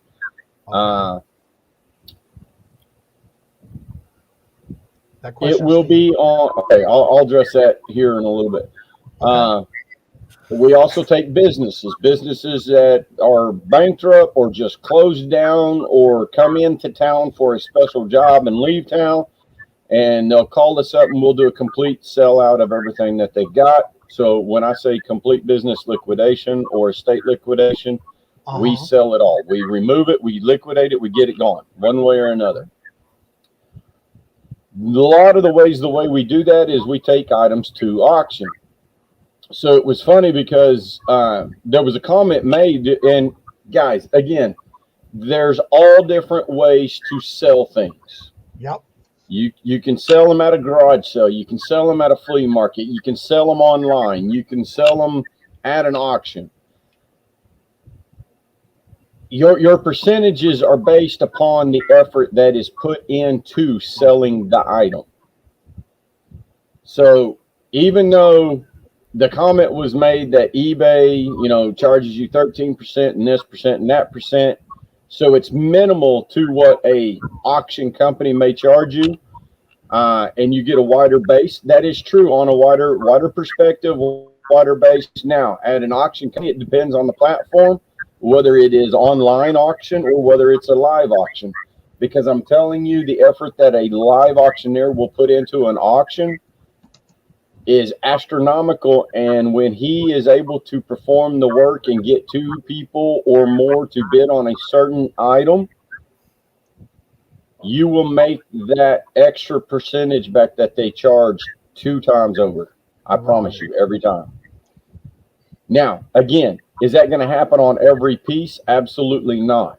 But on good quality pieces, absolutely, it will happen. So that was all I was saying about arguing that point of selling. But no, great points on the eBay side. Yeah. And there, so again, my $10, $20 items, there's no way I would take them to a big time auction. I'd sell them on eBay. You get a broader platform. But if you're talking about a specialty item, no, absolutely, I would jump all over a live auction any day. Exactly. Okay, real quick, I want to thank you, Janet. Greatly appreciated, but not necessary. Thank you all for what you do. She does call me Uncle Johnny. I got to run. So thank you so much. And this is for you. The dollars, let me have it, please. I got the dollars. Let them have it. You got the dollars? We got the offer? Let them have it. With no problem. Let them have it. Thank you so much. Now, I want to also say she made a comment right here where you too, Robert, our partners in crime never give enough credit. And a lot of people have their partners, their husbands, their wives, spouses, significant others, whatever you want to call them, always in the background helping those or supporting those in the chats when they're doing lives, and that is so true. So thank you so much, Janet. That is greatly appreciated. Now we'll go ahead and tackle this question. I'll revise my statement real quick. I love auction houses. Don't get me wrong. I was only really speaking to the complaint that you have to promote listings or the fees that happen with eBay. There's a lot of benefit. You get a lot for your money was really my argument. Nothing against auction houses. Right. I do like auction houses. I wish they were open here. No, and that's why I say I agree with some, but there was a couple of those points that I would argue. Yeah. So I think you were making great points a while ago. It was just, I was like, there's a couple, like I'm telling you guys, you get a live auction, you get 2 people fighting over a piece, and you get the auctioneer to dig into them. You'll make so much more money. It's so much more fun. I promise you. Yeah. Now your comment on the Big Born doing the auction, what channel's on? Yes, so we are actually doing, if you guys, I don't know who all does what or whatever, but we have a huge silver auction tonight. Ooh. It's going to be on Julie Hart's channel. I have no link with me or whatever. I was literally in the truck driving down the road when I made that comment earlier, so I just walked in the office. But it's on Julie Hart's channel tonight. It'll be me, Treasure Hutchlers, Julie Hart, and Westside Gary, and it's going to be silver. I mean, it'll be like the silver mine. It'll be silver jewelry. It'll be silver coins. It'll be tons of silver. It's our silver auction. So, and I agree with DC too. Also, you got to remember when you're doing your pricing, also make sure you include the pricing of the time it took you to source it. Maybe if you had to clean it. For me, I usually buy a lot of brand new sealed items, but sometimes it does need to be cleaned. So those kind of things you definitely need to kind of add into your price if that's what you're needing to do to make sure you don't lose all the money on it. Yeah, there's no one size fits all. Correct. Kind of, exactly. Whatever is best for the specific item you're trying to sell, you take all that into consideration. Shake it out, and figure it out. He agrees on both the buyer and the seller at any auction, at the auctions. Yeah. Let's see. It takes 2 people. You're right about that. So talk a bit about your channel and how often do y'all do auctions? Because I noticed you've been doing more auctions on your channel, JJ. Yeah, we do 3. It's 3 to 4 a week. Our main times are Monday evening, 6 Central, and then we do a follow-up auction from Monday on Tuesday at 10 a.m. So I know a lot of people are going back to work, and a lot of times are changing, but Monday morning at 10 a.m. Central Time is when you can pick up a lot of good one-off deals or stuff like that. And then on Thursday, like I said, we pick up a lot of estates, a lot of estate works, and we don't get to see what's in the boxes before they come in. So what we do is we do an auction on Thursday called an unboxing auction. And literally it's you see it live on camera as I pull it out of the box. I don't know what it is. So it's a time to, you know, it's almost a wow factor. We've got an estate right now that we've been working on that has just got some phenomenal material in it. And every time we open a box, it's almost a complete wow factor. And I'm sure that's not going to happen every time. Right. But it is a lot of fun to get to see. For individuals who cannot go out and buy a storage unit or dig through an estate or something like that, it brings a little bit of fun to them as well. It is truly a fun time. So I have a question. Are you watching YouTube also at the same time? Right now? Yeah. No, I turned it off. Sounds like it's echoing. Well, that's what my volumes. I'm still working on my volumes. Like I said, I got a new computer, and I'm trying to get everything adjusted. But let me turn my mic down. But no. So are you still doing? Go ahead, Dawn. I was going to say you might be getting feedback off of somebody else's speakers on the panel. Yeah, everything I've got is shut down. Okay, so JJ, are you still doing those auctions when you keep saying we? Is that with Chris the Goose? Yeah, no. Chris joins me whenever he's around. He'll join me. So. Now, do y'all still do those late night auctions on Chris the Goose's channel, or is it always the big barn? Right now, those are our 3 scheduled times. There are other times, like we've got a Friday show that we'll do every now and then at 11 o'clock. But like today, I'm not doing one at 11 because I'm doing the big silver auction tonight. I've got a funeral that I got to go to tomorrow, so I'm trying to keep myself from getting backed up too much. But no, seriously, we've got a ton of stuff that we've got to get gone through. What does that say? Magnet, what was one of the most memorable auctions selling a person's collection?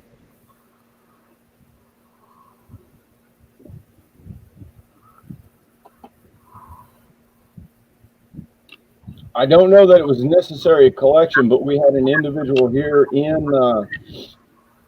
Magnolia, and we did a full estate blowout. And this guy, man, he was he made nice. This guy actually made nice.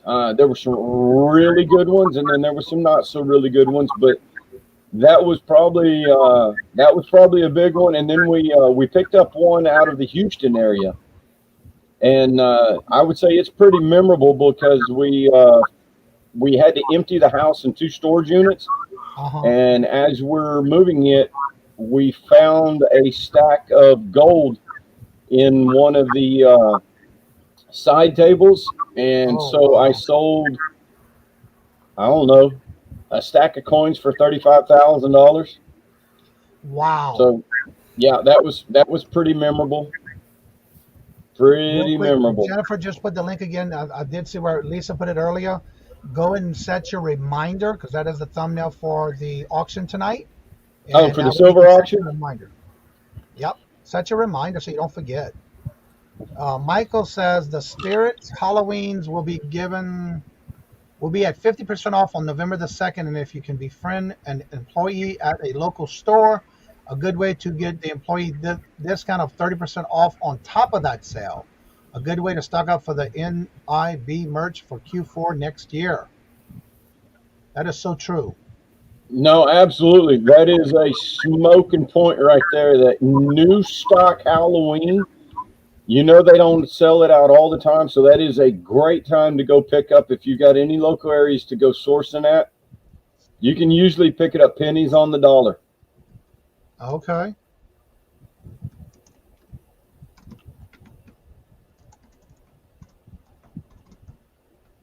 I'm just trying to I'm writing a quick note.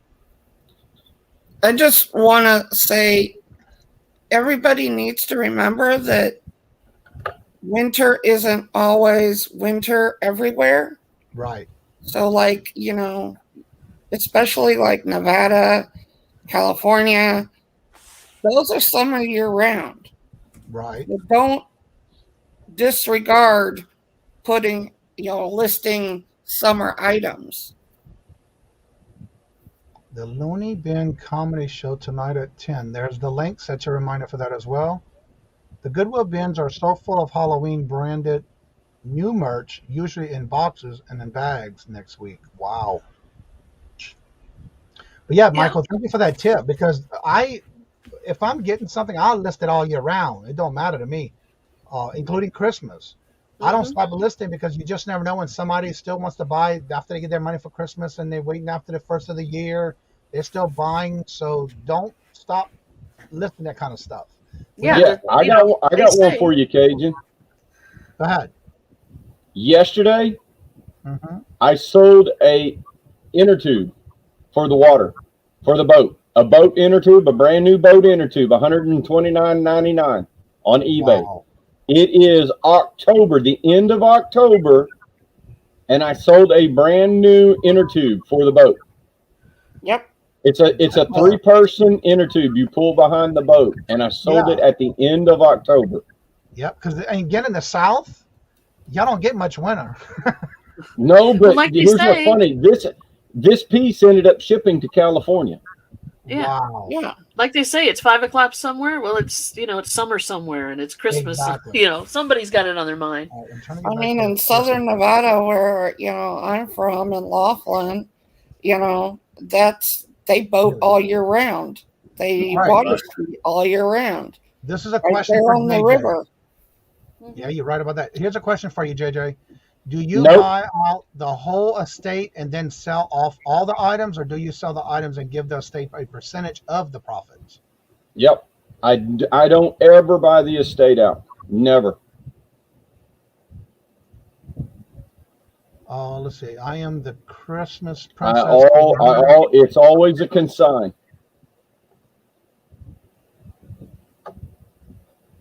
So yeah, I do not ever buy an estate out. I have got so much work and so much product, I don't ever need to buy an estate. I have estates calling me, begging me to come pick stuff up. So Tommy says that he sold a pontoon boat in the middle of the winter for 6 times what I paid for it. So weather does not always matter. And you're so right about that. That's very true. I've seen people selling those floater devices for the kids for their arms during winter. So yeah, you don't be afraid to list it. It can sell all year round. And the only reason that I said that is because I hear a lot of people say, oh, I'm not going to pick up this, or I'm not going to pick up that because it won't sell this time of year. That's not true.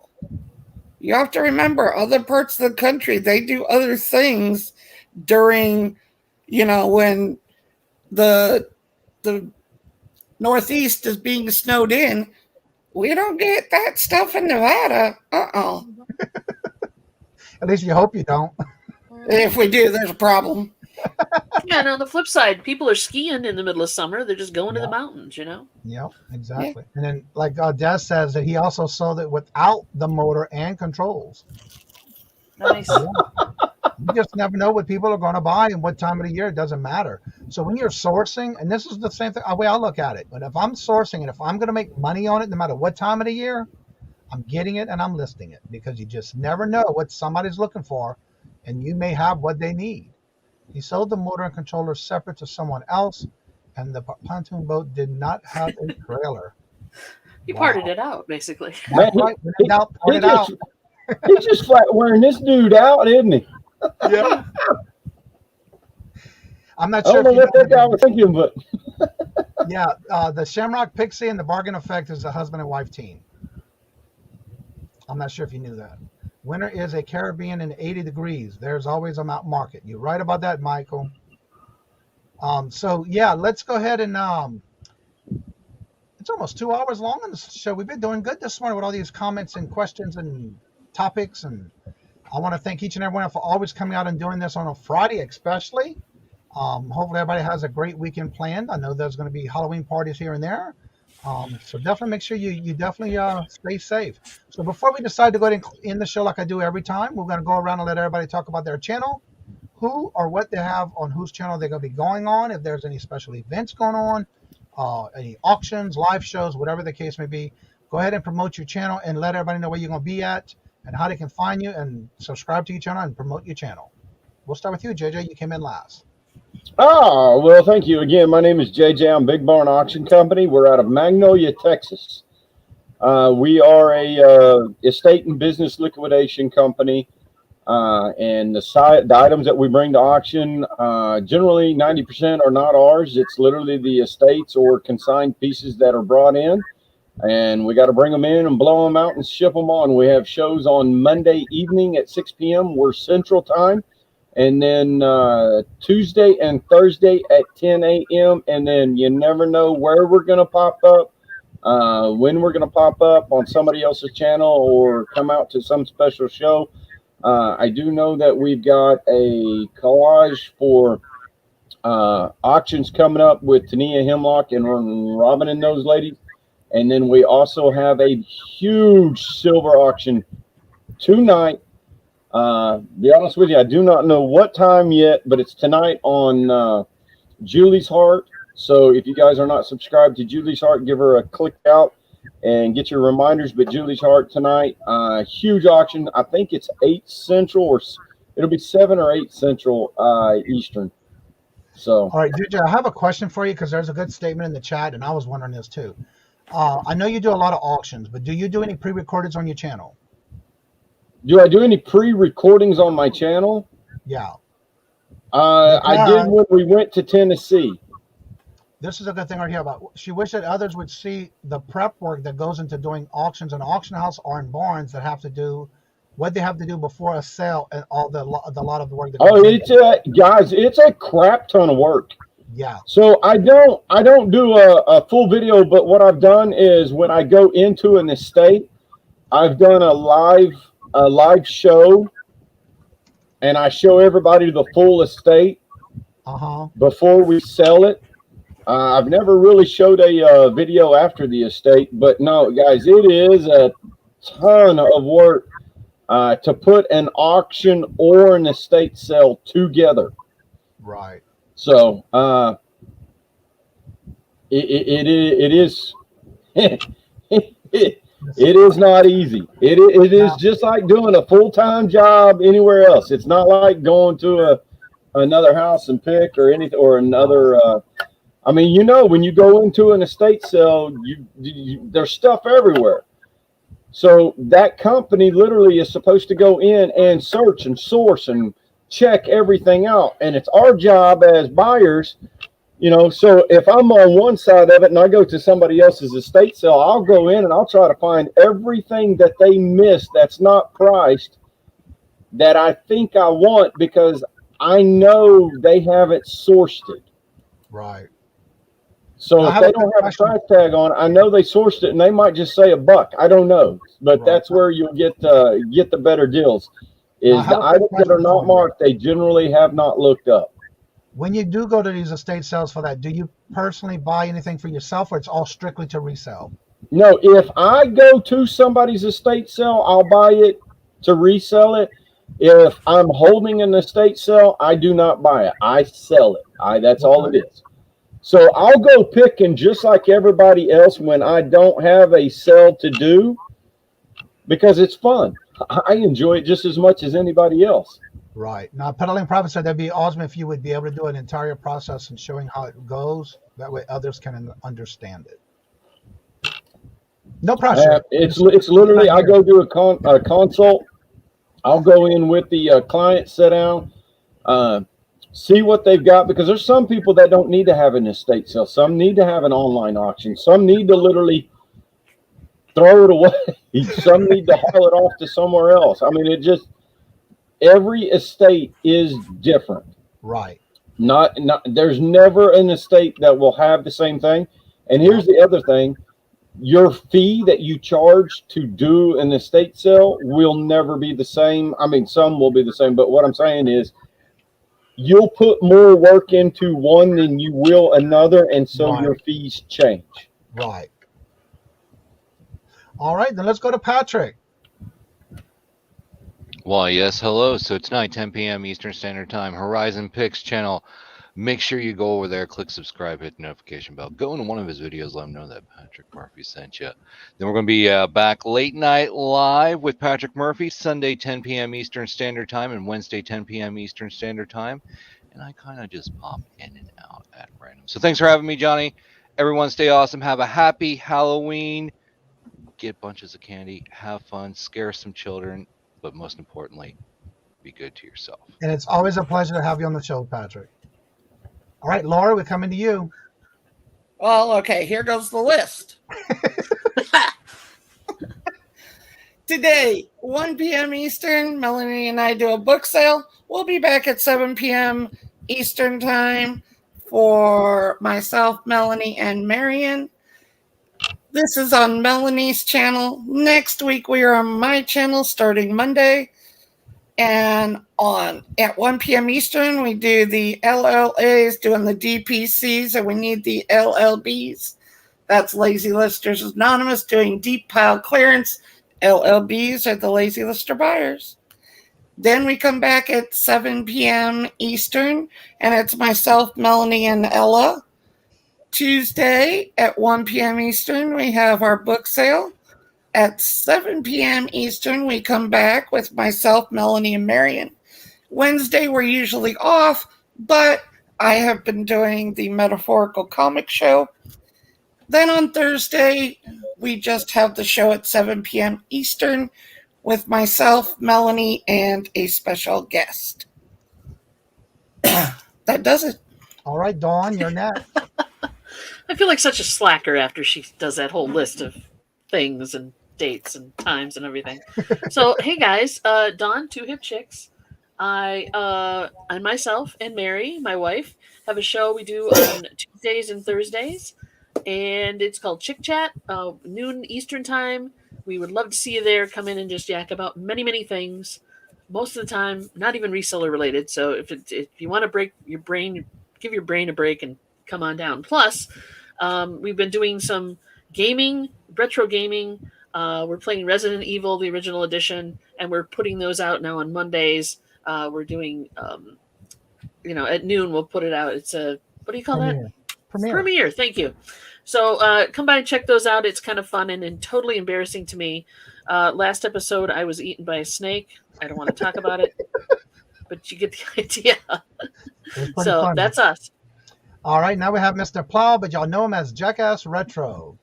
Matt, you're muted.